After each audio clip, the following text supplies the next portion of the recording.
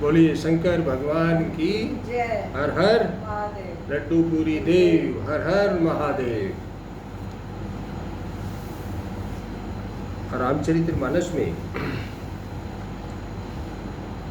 हम आज अपना 21वां अंक पढ़ेंगे। अभी तक हम 20 कड़ियाँ इसकी पढ़ चुके हैं। 20वीं कड़ी में हमने ये पढ़ा था कि राम जी बन जाने के लिए तैयार हैं, सीता जी भी बन जाने के लिए तैयार हो गई हैं। श्री राम ने उनको भी चलने के लिए बोल दिया है। लक्ष्मण जी को भी श्री राम ने साथ चलने के लिए बोल दिया है। लक्ष्मण जी माता सुमित्रा की आज्ञा लेने के लिए सुमित्रा माता के पास गए हैं और उनको सारा वृत्तांत बताया है। माता सुमित्रा ने लक्ष्मण से जब ये सारा समाचार सुना है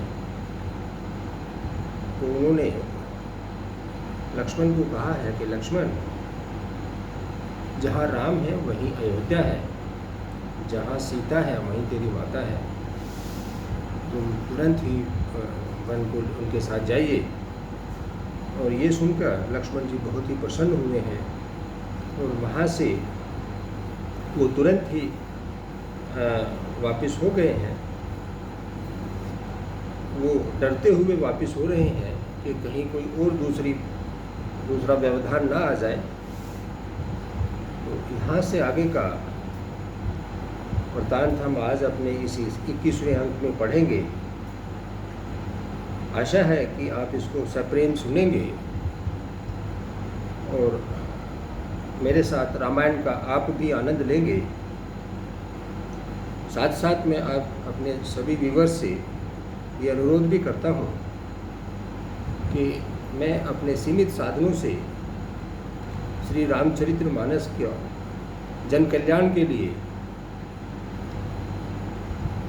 जन कल्याण में ये प्रसारित करने के लिए जो प्रयास कर रहा हूँ, उसी प्रयास में आप भी मेरे साथ शामिल होइए और मेरे इस चैनल को आप सब्सक्राइब कीजिए, लाइक कीजिए। जय श्री राम। अब हम शुरू करते हैं। बोलिए शंकर भगवान की जय। हर हर महादेव। माता सुमित्रा से आज्ञा मिल गई है। तो यहाँ से आगे का हम बोलते हैं, मातु चरण सिरुनाई चले, तुरत सशंकित हृदय, माँ गुरु विषम तुराई मनहु, भाग मृगु भाग बस। माता के चरणों में सिर नवाकर हृदय में डरते हुए लक्ष्मण जी वहाँ से तुरंत ही व्यग्र होकर चल दिए हैं। लक्ष्मण जी तुरंत इस तरह चल दिए हैं जैसे संयोगवश कोई हिरण कठिन फंदे को तोड़कर वहाँ से भाग निकलता है। उनको आज्ञा मिल गई है तो वो इस तरह से वहाँ से चले कि बस अब यहाँ से तुरंत ही चलना है। गए लखन जह जानकी नाथु, भय मन मुदित पाए प्रिय साथु, बंदी राम सिय चरण सुहाए, चले संग नृप मंदिर आए। लक्ष्मण जी वहाँ गए जहाँ जानकी नाथ जी थे, जहाँ श्री राम जी थे। लक्ष्मण जी वहाँ गए और अपने प्रिय का साथ पाकर बड़े ही प्रसन्न हुए। श्री राम जी और श्री सीता जी के सुंदर चरणों की वंदना करके वे उनके साथ चले और राजभवन में आए। कहीं परस्पर पुर नर नारी, भली बनाए विधि बात बिगारी, तन क्रस मन दुख बदन मलीने, विकल मनहु माखी मधु छीने। नगर के स्त्री पुरुष आपस में कह रहे हैं कि विधाता ने खूब बनाकर बात को बिगाड़ दिया है। उनके शरीर दुबले, मन दुखी और मुख उदास हो रहे हैं। वे ऐसे व्याकुल हैं जैसे शहद छीन लिए जाने पर मधुमक्खियां व्याकुल हो जाती हैं। कर्मी कर्मी जहि सिर धुनहि पछताही, जनु बिनु पंख विहंग अकुलाही। भई बाढ़ भीर भूप दरबारा, बरनी न जाय विषाद अपारा। सब हाथ मल रहे हैं और सिर धुन रहे हैं, सभी लोग पछता रहे हैं, मानो बिना पंख के पक्षी व्याकुल हो रहा हो। वो सब ऐसा महसूस कर रहे हैं कि भाई हमारे पक्षी है कोई, उसके अगर पंख ना हो जब वो व्याकुल होता है, उस तरह से उनकी व्याकुलता हो गई है। अपार विषाद का वर्णन नहीं किया जा सकता है। तुलसीदास जी कहते हैं कि सभी लोग इतने दुखी हैं कि उस दुख का वर्णन नहीं हो पाएगा। सचिव उठाए राजू बैठा रे, सचिव उठाए राऊ बैठा रे, कही प्रिय बचन राम पगुधारे। सिय समेत दो तनय निहारी, व्याकुल भयो भूपति भारी। श्री रामचंद्र जी पधारे हैं, ये प्रिय वचन सुनकर मंत्री ने राजा को उठाकर बैठाया। श्री रामचंद्र जी पधारे हैं, ये प्रिय वचन कहकर मंत्री सुमंत्र ने राजा को बैठाया, राजा दशरथ को बैठाया। सीता जी सहित दोनों पुत्रों को वन के लिए तैयार देखकर राजा और भी व्याकुल हो जाते हैं। सिय सहित सुत सुभग दो, देख देख अकुलाय। 12 बार स्नेह बस, राउ ले उर लाए। सीता जी सहित दोनों सुंदर पुत्रों को देख देख कर राजा अकुलाते हैं और स्नेहवश बार बार उन्हें हृदय से लगा लेते हैं। सकैन बोल बिकल नर नाहु, शोक जनित उर दारुण दाहु। नाई शीशु पद अति अनुरागा, उठी रघुवीर विदा तब मांगा। राजा व्याकुल हैं, बोल नहीं सकते हैं। राजा चुप बैठे हैं, बोल नहीं रहे हैं। हृदय में शोक से उत्पन्न हुआ है, भयानक संताप उनके हृदय में उत्पन्न हुआ है। तब रघुकुल के वीर श्री रामचंद्र जी अत्यंत प्रेम से चरणों में सिर नवाकर उठकर उनसे विदा मांगते हैं। पित्याशीष आय सुमोहि दीजे, पित्याशीष आय सुमोहि दीजे। हर्ष समय विस्मय मत कीजिए, कहते हैं हर्ष के समय विस्मय मत कीजिएगा। तात किए प्रिय प्रेम प्रमादु, जसु जग जाय होई अपवादु। हे पिताजी, मुझे आशीर्वाद और आज्ञा दीजिए। हर्ष के समय आप शोक क्यों कर रहे हैं? हे तात, प्रिय के प्रेमवश प्रमाद करने से जगत में यश जाता रहेगा और निंदा होगी। श्री राम कहते हैं कि आप जो आप अपना जो प्रिय है, यानी कि मेरे लिए आप ये जो प्रमाद कर रहे हैं, जो कर्तव्य में आप त्रुटि कर रहे हैं, ऐसा करने से जगत में यश जाता रहेगा और निंदा होगी, इसलिए आप मुझे आज्ञा दीजिए चलने की। सुनी स्नेह बस उठी नर नाहा, बैठा रे रघुपति गहि बाहा। सुनहु तात तुम कहु मनि कहीं, राम चराचर नायक ऐहीं। यह सुनकर स्नेहवश राजा ने उठकर श्री रघुनाथ जी की बाह पकड़कर उन्हें बैठा लिया और कहा कि हे तात सुनो, तुम्हारे लिए मुनि लोग कहते हैं कि श्री राम चराचर के स्वामी हैं। राजा दशरथ श्री राम को कहते हैं कि राम, तुम्हारे लिए जो मुनि लोग हैं वो कहते हैं कि तुम चराचर के स्वामी हो। शुभ अरु अशुभ कर्म अनुहारी, ईशु देहि फल हृदय विचारी। करई जो कर्म पाव फल सोई, निगम नीति असी कह सब कोई। शुभ और अशुभ कर्मों के अनुसार ईश्वर हृदय में विचार कर फल देता है। जो कर्म करता है वही फल पाता है, ऐसी वेद की नीति है और यह सब कोई कहते हैं। और करें अपराध को और पाव फल भोगु, अति विचित्र भगवंत गति को जग जाने जोगु। किंतु इस अवसर पर तो इसके विपरीत हो रहा है। अपराध तो कोई और करे और उसका फल कोई और पावे, उसका भोग कोई और करे, ये तो गलत हो रहा है। भगवान की लीला बड़ी ही विचित्र है, उसे जानने योग जगत में कौन है? कोई नहीं है उसको जानने। भगवान की जो लीला है उसको जानने के लिए कोई नहीं है जगत में। राय राम राखन हित लागे, बहुत उपाय किए छल त्यागी, लखी राम रुक रहत न जाने, धर्म धुरंधर धीर सयाने। राजा ने इस प्रकार श्री रामचंद्र जी को रखने के लिए छल छोड़कर बहुत से उपाय किए, पर जब उन्होंने धर्म धुरंधर धीर और बुद्धिमान श्री राम का रूप देख लिया, तब वे रहते हुए नहीं जान पड़े। राजा ये समझ गया कि भाई राम अब नहीं रुकेंगे। तब नरप सिय लाय उर्लीनी, अति अतिहित बहुत भांति सिख देनी, कही बन के दुख दुसह सुनाए, सासु सुसर पितु सुख समुझाए।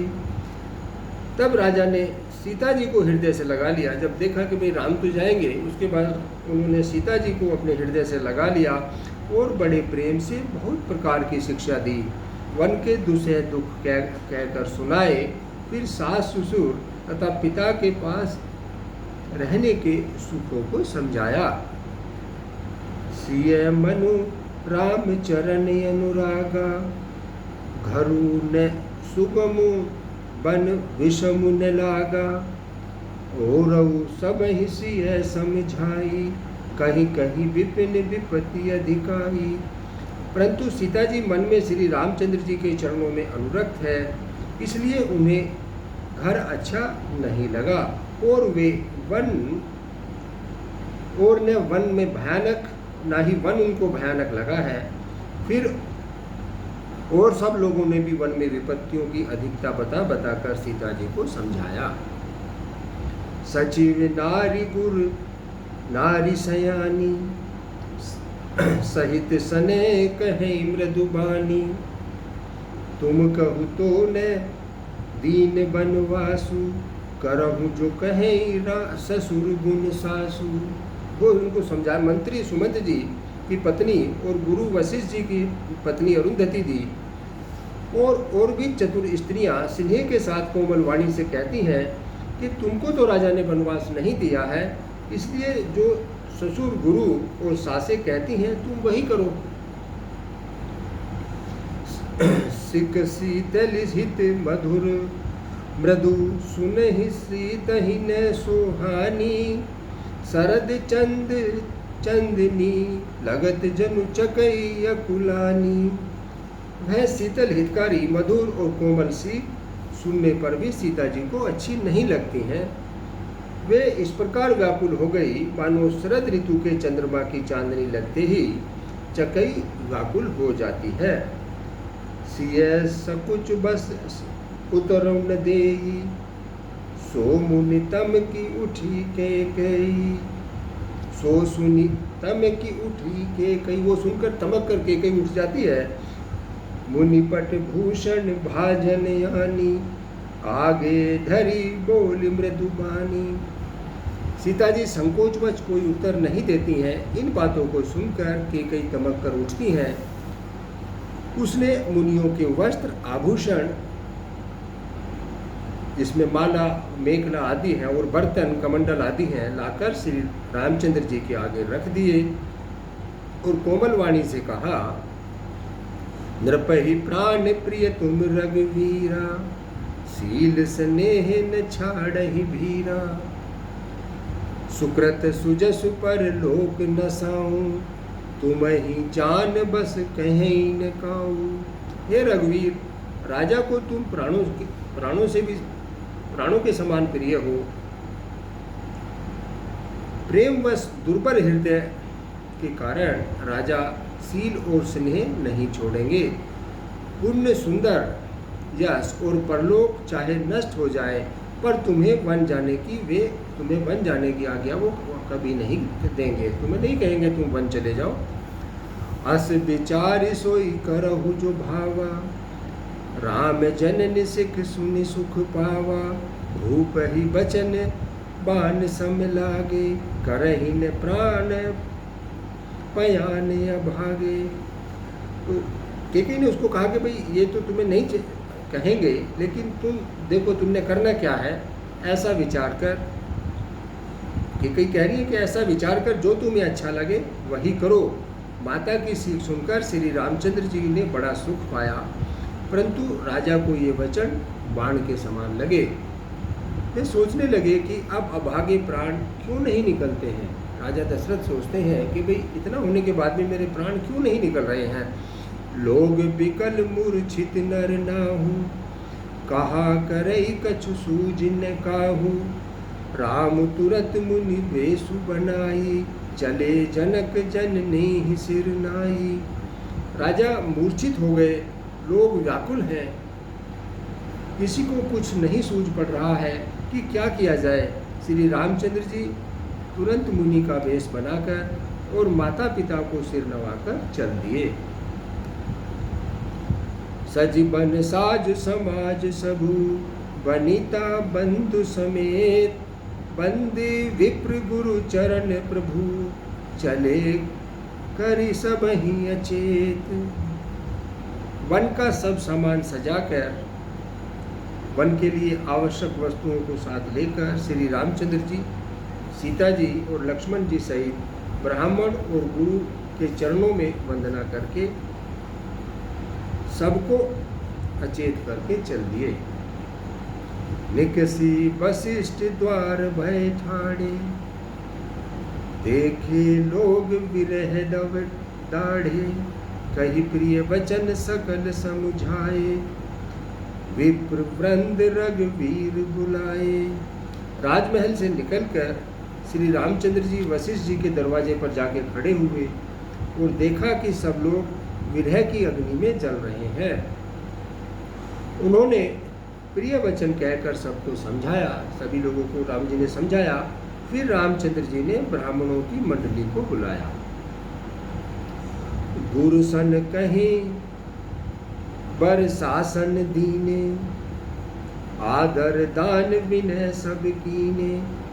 जाचक दान मान संतोषे, मीत पुनीत प्रेम परितोषे।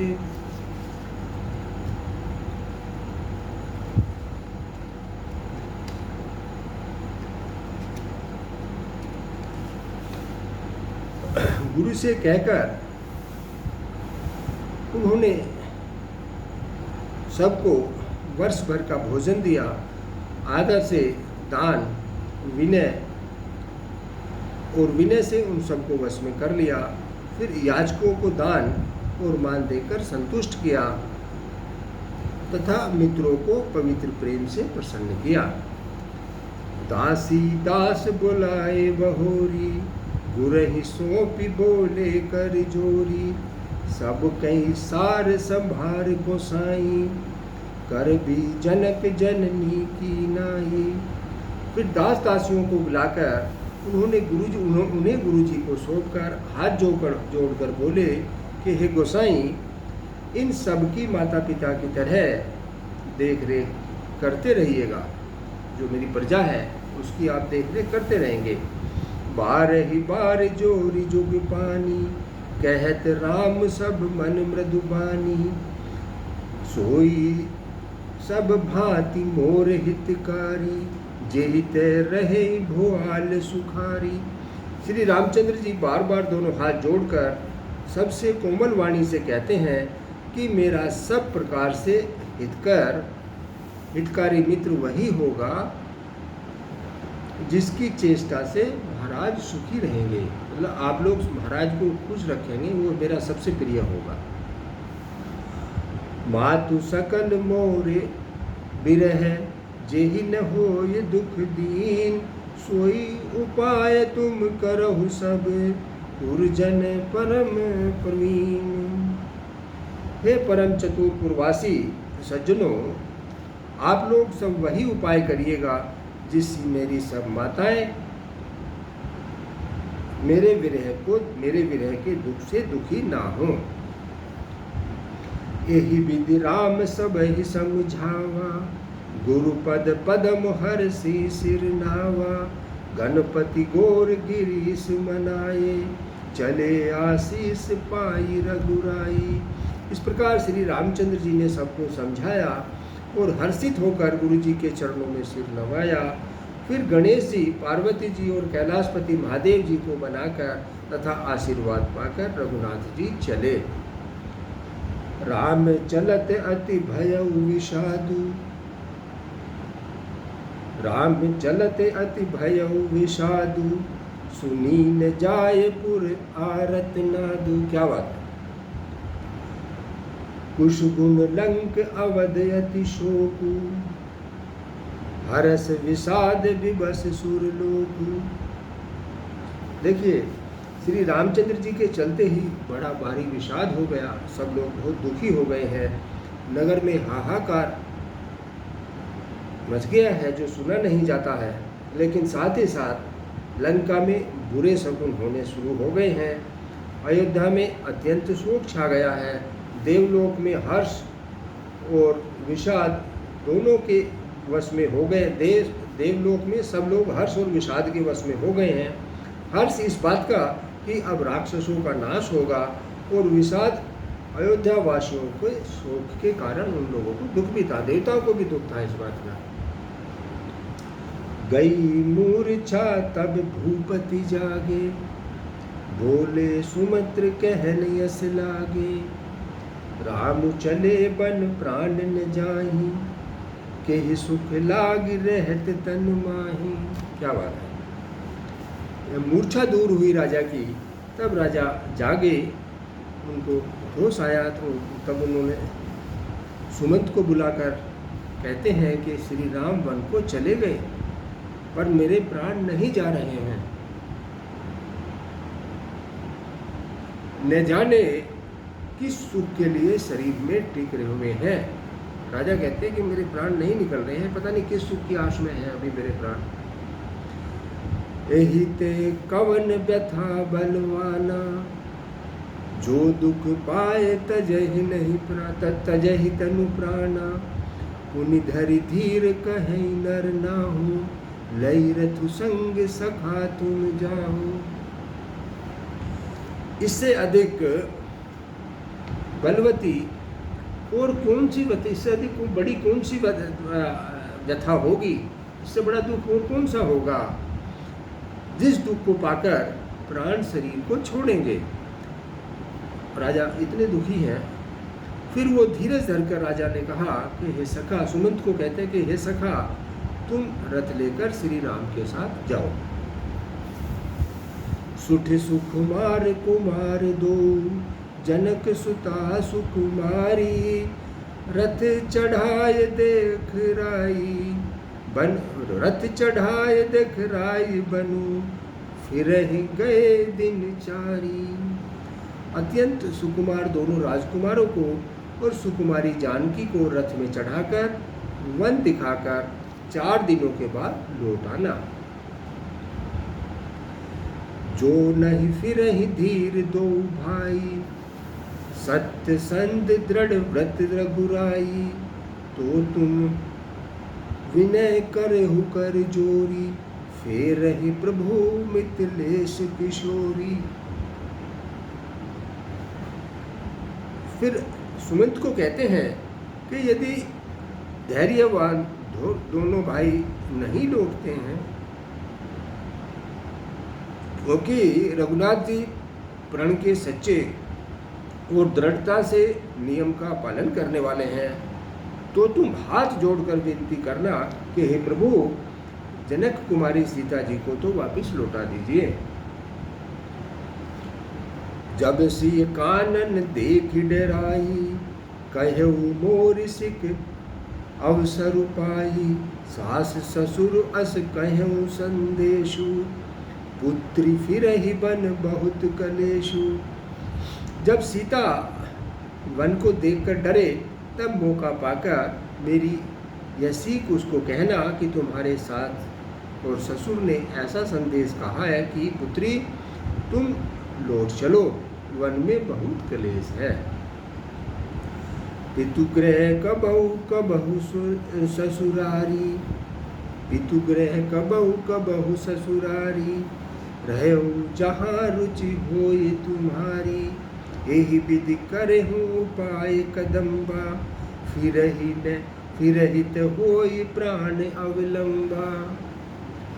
कभी पिता के घर और कभी ससुराल में जहाँ तुम्हारी इच्छा हो वहीं रहना। इस प्रकार तुम बहुत से उपाय करना।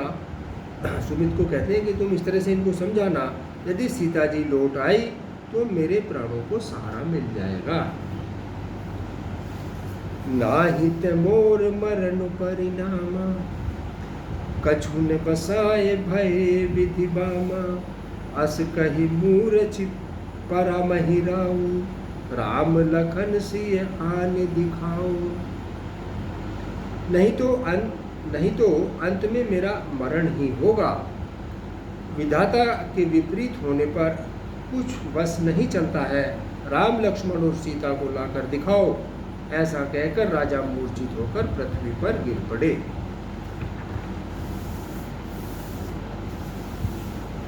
भाई राजाय सुनाई सिर, रथु अति बेग बनाई। गयऊ जहाँ बाहिर नगर, सिय सहित दो भाई। सुमित जी राजा की आज्ञा पाकर सिर नवाकर और बहुत जल्दी रथ जुड़वाकर वहां गए जहां नगर के बाहर सीता जी सहित दोनों भाई थे। तब सुमंत्र नृप वचन सुनाए, करि विनती रथ राम चढ़ाए। चढ़ी रथ सिय सहित दो भाई, चले हृदय अवध सिरुनाई। अवध ही सिरुनाई। वहां पहुंचकर सुमंत जी ने राजा के वचन श्री रामचंद्र जी को सुनाए और विनती करके उनको रथ पर चढ़ाया।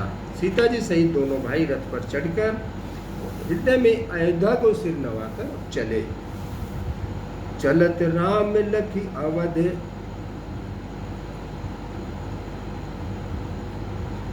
चलत राम लखी अवध अनाथा। विकल लोग सब लाखे साथा, कृपा सिंधु बहुविधि समझावहीं। फिरहि प्रेम बस पुनि फिरि आवहीं। श्री रामचंद्र जी को जाते हुए और अयोध्या को अनाथ हुए देखकर सब लोग व्याकुल होकर उनके साथ हो लिए। कृपा के समुद्र श्री रामचंद्र जी उन्हें बहुत तरह से समझाते हैं, पर वे फिर वापस लौट आते हैं। परंतु प्रेमवश श्री रामचंद्र जी उनको समझाते हैं कि अभी आप लोग लौट जाइए, लेकिन वो प्रेमवश फिर वापस लौट आते हैं। लागति अवध भयावनि भारी, मानहु काल राति अंधियारी। घोर जंतु समपुर नर नारी, डर पही एक निहारी। क्या देखो अयोध्या की हालत हो गई है। अयोध्यापुरी बड़ी डरावनी लग रही है, मानो अंधकार में ही काल रात्रि ही हो। नगर के नर नारी भयानक जंतुओं के समान एक दूसरों के देखकर डर रहे हैं। घर मसान पर जन जनु भूता, सुत हित मीत मनहु जमदूता। बागन बिटप पेली कुमलाही, सरित सरोवर देखी न जाई। घर शमशान लग रहा है। कुटुंबी भूत प्रेत और पुत्र हितैषी, भूत प्रेत और पुत्र हितैषी और मित्र मानो यमराज के दूत हैं, इस तरह से लग रहा है अयोध्या में। बगीचे में वृक्ष और बेलें कुम्भला गई हैं। नदी और तालाब ऐसे भयानक लगते हैं कि उनकी ओर देखा भी नहीं जाता है गए कोटिन केली मृग पूर्वसु चातक मोर पिक रथांग सुख सारिका सारस हंस चकोर। करोड़ों घोड़े, हाथी, खेलने के लिए पाले हुए हिरण, नगर के गाय बैल बकरी आदि पशु पपिये, मोर, कोयल, चकवे, तोते, मैना, सारस, हंस और चकोर राम वियोग विकल सब ठाड़े। जहते मनहु चित्र लिखि काढ़े नगरु सफल बनु गहबर भारी खग मृग विपुल सकल नर नारी। श्री रामचंद्र जी के वियोग में सब ऐसे विपुल हो गए हैं, जहाँ तहाँ ऐसे चुपचाप स्थिर होकर खड़े हैं मानो तस्वीरों में लिखकर बनाए गए हों। तस्वीर बनकर सब खड़े हो गए हैं। नगर मानो फलों से परिपूर्ण बड़ा भारी सघन वन था। नगरवासी सब स्त्री पुरुष, बहुत से पशु पक्षी थे। अर्थात अवधपुरी अर्थ, धर्म, काम और मोक्ष चारों फलों को देने वाली नगरी थी और सब स्त्री पुरुष सुख से उन फलों को प्राप्त करते थे। विधि के कई की रातिन कीनी जेहि दव दुसह दसहु दिश दीनी सही न सकई रघुबर विरहागी चले लोग सब व्याकुल भागी। विधाता ने केकई को भिलनी बनाया है, जिसने 200 दिशाओं में भयानक आग लगा दी है। श्री रामचंद्र जी के विरह की इस अग्नि को लोग सह नहीं पा रहे हैं। सब लोग व्याकुल होकर भाग लिए, सब लोग भाग चले हैं। सब ही विचारु कीन मन माही राम लखन सिय बिन सुख नाही। जहाँ राम तह सबयु समाजू बिन रघुवीर अवध नहीं काजू। सबने मन में विचार कर लिया कि श्री राम जी, लक्ष्मण जी और सीता जी के बिना सुख नहीं है। जहाँ श्री राम जी रहेंगे वहीं सारा समाज रहेगा। श्री रामचंद्र जी के बिना अयोध्या में हम लोगों का कुछ भी काम नहीं है।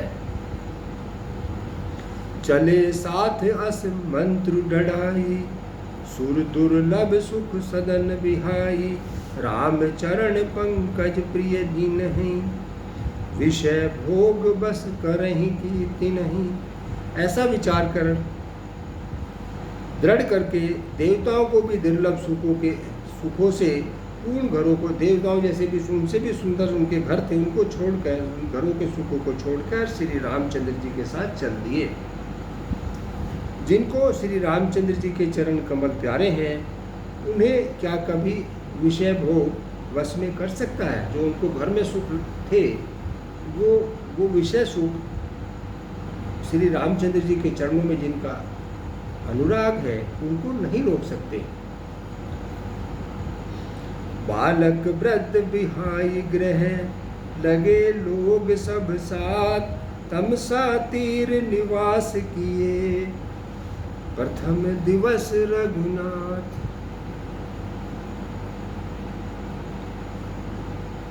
बच्चों और बूढ़ों को घरों में छोड़कर सब लोग साथ हो लिए। पहले दिन रघुनाथ जी तमसा नदी के तीर पर निवास किए। रघुपति प्रजा प्रेम बस देखी सदय हृदय दुख भय विशेषी। करुणा में रघुनाथ गोसाई बेगी पाए पीर पराई। प्रजा को प्रेम बस देखकर श्री रघुनाथ जी का जो दयालु हृदय है उसमें बहुत दुख हुआ है। श्री रघुनाथ जी को बहुत दुख हुआ है। प्रभु श्री रघुनाथ जी करुणा में हैं, पराई पीड़ा को वो तुरंत पा जाते हैं, अर्थात उनका दुख देखकर तुरंत ही मन में दुखी हो जाते हैं। कहि स प्रेम मृदु बचन सुहाए, बहुविधि राम लोग समझाए, कि ये धर्म उपदेश घनेरे, लोग प्रेम बस फिरहि न फेरे। प्रेम युक्त कोमल और सुंदर वचन कहकर श्री राम जी ने बहुत प्रकार से लोगों को समझाया और बहुतेरे धर्म संबंधी उपदेश दिए हैं, परंतु प्रेमवश लोग लौटाए हुए नहीं लौटते हैं। सील स्नेह छाड़े नहीं जाई, असुमंजस बस भय रघुराई, लोग सोग श्रम बस गए सोई, कछुक देव माया मति मोही। सील और स्नेह छोड़ा नहीं जाता है। श्री रघुनाथ जी असमंजस के अधीन हो गए हैं। श्री रघुनाथ जी भी दुविधा में पड़ गए हैं कि इनके प्रेम को मैं कैसे, उसमें वो भी दुविधा में पड़ गए हैं। शोक और थकावट के मारे, परिश्रम के मारे लोग सो गए हैं और कुछ देवताओं की माया से भी उनकी बुद्धि मोहित हो गई, जो प्रजा साथ में थी। जब ही जाम जुग जामिनी बीती, जब ही जाम जुग जामिनी बीती, राम सचिव सन कहु से प्रीति, खोज मारी रथु हाँ कहु ताता, आन उपाय नहीं बनहि नहीं पाता। जब दोपहर रात बीत गई, तब श्री रामचंद्र जी ने प्रेम पूर्वक मंत्री सुमंत जी को कहा कि हे तात, रथ के पहियों के जो चिन्हों से दिशा का पता न चले, इस प्रकार रथ को लेकर यहाँ से हाँक दीजिए, रथ को हाँक दीजिए और यहाँ से चलिए। इसके अलावा और किसी भी उपाय से बात नहीं बनने वाली है। लोग हमारा साथ नहीं छोड़ेंगे। आप यहाँ से कुछ रस को इस तरह से चलाइए ताकि उनसे हमारी दिशा किधर गए हैं उसका पता ना चले। राम लखन सिर जान चढ़ी, राम लखन सिर जान चढ़ी, शंभु चरण सिर नाय, सचिव चलायौ तुरत रथ, इत उत खोज दुराए। शंकर जी के चरणों में सिर नवाकर श्री रामचंद्र जी, लक्ष्मण जी और सीता जी रथ पर सवार हुए। मंत्री ने तुरंत ही रथ को इधर उधर खोजकर छुपाकर चला दिया। जागे सकल लोग भय भोरू, गए रघुनाथ भयउ अति सोरू, रथ कर खोज कतहु नहीं पावही, राम राम कहि चहु दिस धावही। सवेरा होते ही सब लोग जाग गए हैं और बड़ा शोर मचा कि श्री रघुनाथ जी चले गए हैं, कहीं रथ का भी खोज नहीं पाते हैं। सब लोग हा राम पुकारते हुए चारों दिशाओं में दौड़ रहे हैं। मनहु बारी निधि बूढ़ सहाजू, भयउ विकल बड़ बनिक समाजू, एक ही एक देहि उपदेशु, तजेयु राम हम जानि कलेशु। मानो समुद्र में जहाज डूब गया हो, जिससे व्यापारियों का समुदाय बहुत ही व्याकुल हो उठा है। वे एक दूसरे को उपदेश देते हैं कि श्री रामचंद्र जी ने हम लोगों को क्लेश होगा यह जानकर छोड़ दिया है। भाई हम दुखी होंगे ये सोचकर वे हमें यहाँ छोड़कर चले गए हैं। निंद ही आप सराहि मीना, धिग जीवन रघुवीर विहीना, जो पे प्रिय वियोग विधि कीना, तो कस मरण न मांगे दीना। वे लोग अपनी निंदा करते हैं और मछलियों की सराहना करते हैं। कहते हैं कि श्री रामचंद्र जी बिना रामचंद्र जी के हमारे जीने को धिक्कार है। विधाता ने यदि प्यार का वियोग ही रचा तो फिर उससे मांगने पर मृत्यु क्यों नहीं दी। भाई फिर तो उसमें हमें ये भी दे देता कि भी मृत्यु मांगे तो हमें मृत्यु मिल जाती, लेकिन वो नहीं है। यही विधि करत प्रलाप कलापा, आए अवध भरे परितापा, विषम वियोग न जाय बखाना, अवधि आस सब राखहि प्राणा। इस प्रकार से प्रलाप करते हुए वे संताप से भरे हुए अयोध्या जी में वापस आ जाते हैं। लोगों के विषम वियोग की दशा का वर्णन नहीं किया जा सकता है। 14 साल की अवधि की आस ही में ही वो अपने प्राण रख रहे हैं कि 14 साल बाद राम पुनः वापस अयोध्या में आएंगे। इस आस के साथ वो अपने प्राणों को रख रहे हैं। इसी वजह से वो जिंदा अपने आप को रखे हुए हैं। राम दरस हित नेम व्रत, लगे करण नर नारी, मनहु कोक कोकी कमल, दीन विहीन तमारी। सब स्त्री पुरुष श्री रामचंद्र जी के दर्शन के लिए नियम और व्रत करने लगे हैं और ऐसे दुखी हो गए हैं जैसे चकवा चकवी और कमल सूर्य के बिना दीन हो जाते हैं।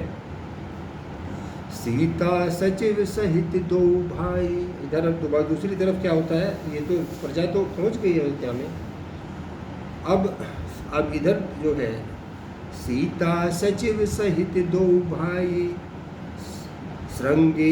श्रृंगेरपुर पहुँचे जाई, उतरे राम देव सरि देखी, कीन दंडवत हर्ष विशेषी। सीता जी और मंत्री सहित दोनों भाई श्रृंगेरपुर जा पहुँचते हैं। वहाँ गंगा जी को देखकर श्री राम जी रथ से उतरे और बड़े हर्ष के साथ उन्होंने दंडवत किया। लखन सचिव सिय किए प्रणामा, सब ही सहित सुख पायऊ रामा, गंग सकल मुद मंगल मूला, सब सुख करनी हरनी शुभ सूला। लक्ष्मण जी, सुमंत्र जी और सीता जी ने भी प्रणाम किया। सबके साथ श्री रामचंद्र जी ने सुख पाया। गंगा जी समस्त आनंद मंगलों की मूल है। वे सब सुखों को करने वाली हैं और सब पीड़ाओं को हरने वाली हैं। कहे कहे कोटिक कथा प्रसंगा, राम बिलो कही गंग तरंगा, सचिवहि अनुजहि प्रियहि सुनाए, विबुध नदी महिमा यदिकाए। अनेक कथा प्रसंग कहते हुए श्री रामचंद्र जी गंगा जी की तरंगों को देख रहे हैं। उन्होंने मंत्री को, छोटे भाई लक्ष्मण को और प्रिया सीता जी को देव नदी गंगा जी की बड़ी महिमा सुनाई।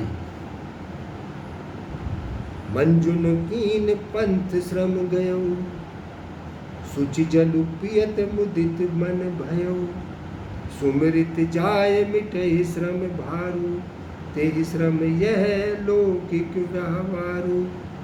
इसके बाद सबने स्नान किया, जिससे मार्ग का सारा थकावट, सारा श्रम जाता रहा, सारी थकावट दूर हो गई और फिर पवित्र जल पीते ही मन प्रसन्न हो गया। जिसके स्मरण मात्र से महान श्रम मिट जाता है, उनको श्रम होना यह केवल एक लौकिक व्यवहार है। यहाँ पे तुलसीदास जी कहते हैं कि श्रम भगवान राम को किस बात का श्रम है, उनको किस बात की थकावट है।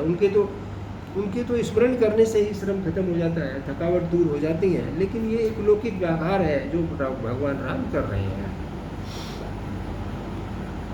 शुद्ध सचिदानंद कंद भानु कुल केतु, चरित करत नर अनुहरत, संतृति सागर सेतु। शुद्ध सचिदानंद कंद स्वरूप सूर्य कुल के ध्वज रूप भगवान श्री रामचंद्र जी मनुष्यों के हृदय ऐसा चरित्र करते हैं, मनुष्य जो संसार रूपी समुद्र के पार उतारने के लिए पुल के समान है। यह सुधि गुह निषाद जब पाई, मुदित लिए प्रिय बंधु बुलाई, लिए फल मूल भेंट भरी भारा, मिलन चले हुई हर्षु अपारा। जब निषाद राज गुहा ने यह खबर पाई तब आनंदित होकर उसने अपने प्रियजनों और भाई बंधुओं को बुला लिया और भेंट देने के लिए फल फूल कंदमूल लेकर उन्होंने जो छोटी गाड़ियाँ होती हैं, बहंगियाँ, उनमें भरवाकर मिलने के लिए चले। उनके हृदय में हर्ष अपार है। जो निषाद राज गुहा है, उनके हृदय में बड़ी प्रसन्नता हो रही है कि राम आ रहे हैं। करी दंडवत भेंट धरि आगे, प्रभु ही बिलोकत यति अनुरागे, सहज सने विबस रघुराई, पूछी कुशल निकट बैठाई। दंडवत करके भेंट सामने रखकर वह अत्यंत प्रेम से प्रभु को देखने लगे। निषाद राज गुहा। रघुनाथ जी ने स्वाभाविक स्नेह के वश होकर उन्हें अपने पास बैठाकर कुशल पूछी कि भाई आप ठीक हैं। नाथ कुशल पद पंकज देखे, भयउ भाग भाजन जन लेखे, देव धन्य धनु धामु तुम्हारा, मैं जनु नीच सहित परिवारा। निषाद राज ने उत्तर दिया कि हे नाथ, आपके चरण कमलों के दर्शन से ही मैं कुशल हूँ। आपके चरण बिंदु के दर्शन पाकर आज मैं भाग्यवान पुरुषों की गिनती में आ गया हूँ। हे देव, यह पृथ्वी, धन और घर सब आपका ही है। मैं तो परिवार सहित आपका सेवक हूँ। कृपा करहि पुर धारहि पाऊँ, थापिय जनु सब लोग सिरा सिहाऊँ, कहु सत्य सब सखा सुजाना, मोहि दीन पितु आय सुआना। अब कृपा करके जो मेरा जो पुर श्रृंगेश्वरपुर है उसमें पधारिए और इस दास की प्रतिष्ठा को बढ़ाइए, जिससे सब लोग मेरे भाग्य की बड़ाई करें। निषाद राज कहते हैं कि आप मेरे नगर में आइए, श्रृंगेश्वरपुर में आइए, और सब लोगों को पता लगेगा कि राम मेरे शहर में आए हैं, तो इससे मेरी भी बड़ाई होगी। श्री रामचंद्र जी ने कहा कि हे सुजान सखा, तुमने जो कहा है सब सत्य है, परंतु पिता ने मुझको और ही आज्ञा दी है। कहते भाई आप तो सही कह रहे हैं, लेकिन पिता की आज्ञा कुछ और ही है। 12 4 10 वासु बन, मुनि व्रत वेश आहारू, ग्राम बासु नहीं उचित सुनी, ग्राम बासु नहीं उचित सुनी, गुहई भयउ दुख भारू। उनकी आज्ञा के अनुसार, राजा की आज्ञा के अनुसार मुझे 14 वर्ष तक मुनि का वेश धारण करके मुनियों के योग आहार करते हुए वन में ही बसना है। गांव के भीतर निवास करना उचित नहीं है। यह सुनकर गुहा को बहुत दुख हुआ। राम लखन सिय रूप निहारी, कहीं से प्रेम ग्राम नर नारी, ते पितु मात कहु सखी कैसे, जिन पठाए बन बालक ऐसे। श्री राम जी, लक्ष्मण जी और सीता जी के रूप को देखकर गांव के स्त्री पुरुष प्रेम के साथ चर्चा करते हैं कि कहते हैं कि हे सखी, कहो वे माता पिता कैसे होंगे जिन्होंने इतने सुंदर सुकुमार बालकों को वन में भेज दिया है। एक कहे भल भूपति कीना, लोयन लाहु हम ही विधि दीना। क्या बात है। तब निषाद पति उर अनुमाना, तरु शिशुपा मनोहर जाना। कोई ये कहता है कि राजा ने अच्छा ही किया है, क्यों इसी बहाने हम भी ब्रह्मा के नेत्रों का लाभ उन्होंने हमें भी दे दिया है, हम भी इनका लाभ उठाएंगे। तब निषाद राज ने हृदय में अनुमान किया तो अशोक के पेड़ को मनोहर समझा। कोई कहता है कि राजा ने अच्छा ही किया है, इसी बहाने हम भी नेत्रों का, ब्रह्मा ने हमें भी नेत्रों का लाभ दे दिया है कि हम भी श्री राम लक्ष्मण और सीता जी को देख लेंगे, तो ये हमारे लिए अच्छा हुआ है।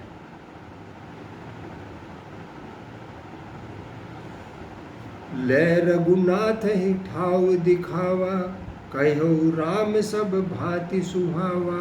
पुरजन करे जोहार घर आए, रघुवर संध्या करण सिधाए।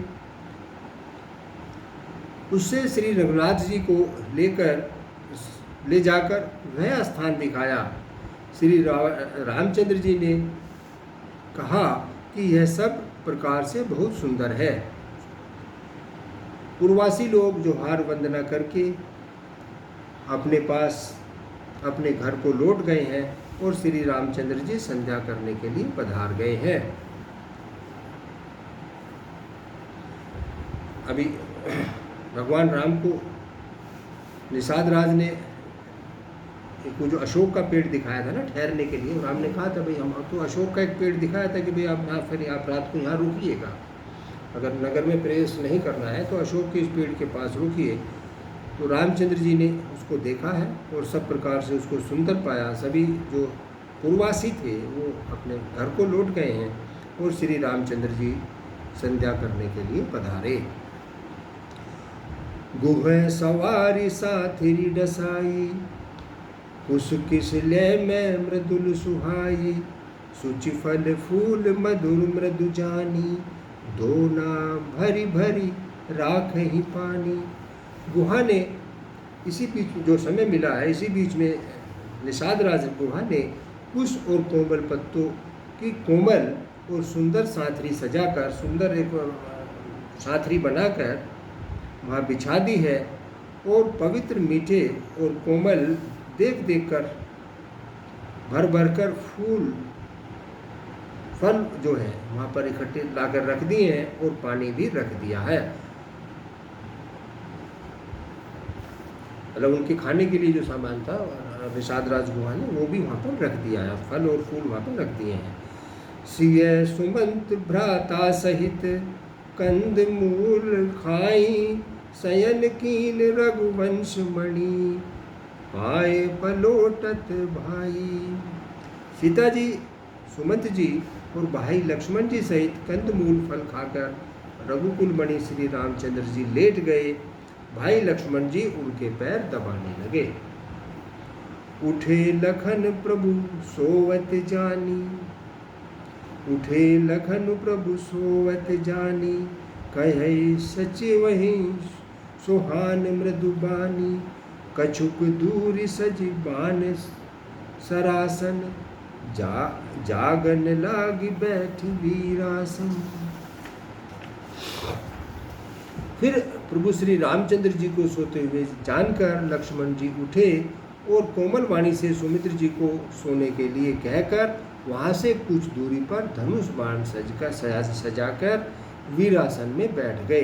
पहरा देने के लिए वीरासन में बैठ गए। गुह बुलाए पहारु प्रतीति, ठावे ठाव ठाव राखें यति प्रीति। आप लखन पही बैठहु जाई, कटी भाथी सर चाप चढ़ाई। गुहा ने विश्वास पात्र पहरेदारों को बुलाकर अत्यंत प्रेम से जगह जगह पर नियुक्त कर दिया है कि भाई आप भी इनकी रक्षा में यहाँ रात को रहेंगे। अपने आदमियों को गुहा ने वहाँ पे बैठा दिया है और आप कमर में तरकस बांधकर तथा धनुष पर बाण चढ़ाकर लक्ष्मण जी के पास जा बैठा। सोवत प्रभोहि निहारि निसाधु, भयउ प्रेम बस हृदय विषादु। तन पुलकित जलु लोचन बहु, बचन सप्रेम लखन सन कहूं। प्रभु को जमीन पर सोते देखकर प्रेमवश निषाद राज के हृदय में विषाद हो आया है। उसका शरीर पुलकित हो गया है और नेत्रों में जल बहने लगा है। वह प्रेम सहित लक्ष्मण जी से कहने लगा, भूपति भवन सुभाय सुभावा, सुरपति सदनु न पटतर पावा। मणि में रचित चारु चौबारे, जनुरतिपति निज हाथ संवारे। महाराज दशरथ का महल तो स्वभाव से ही बहुत सुंदर है। इंद्र भवन भी जिसकी समानता नहीं पा सकता है। उसमें सुंदर मणियों के रचे हुए चौबारे हैं, जिन्हें मानो रति के पति कामदेव ने अपने हाथों से सजाकर बनाया है। सुचि सुविचित्र सुभोग में सुमन सुगंध सुभास, पलंग मंजुमन दीप जह सब विध सकल सुपास। जो पवित्र, बड़े ही विलक्षण, सुंदर, भोग पदार्थों से पूर्ण और फलों से सुगंधित और सुभाषित हैं, जहाँ सुंदर पलंग और मणियों के दीपक हैं तथा सब प्रकार का पूरा आराम है। विविध बसन उपधान तुराई, क्षीर फेन मृदु विशद सुहाई, तहसीय राम शयन निशि करहि, निज छवि रति मनोज मधुहरहि। जहाँ ओढ़ने बिछाने के अनेक वस्त्र, तकिए और गद्दे हैं, और जो दूध के फैन के समान कोमल, निर्मल, उज्ज्वल, सुंदर है, वहाँ उन चौबारों में सीता जी, रामचंद्र जी रात को सोया करते थे और अपनी शोभा से रति और कामदेव के गौरव का भी हरण करते थे। उनसे भी रति और कामदेव भी उनके सामने फीके लगते थे।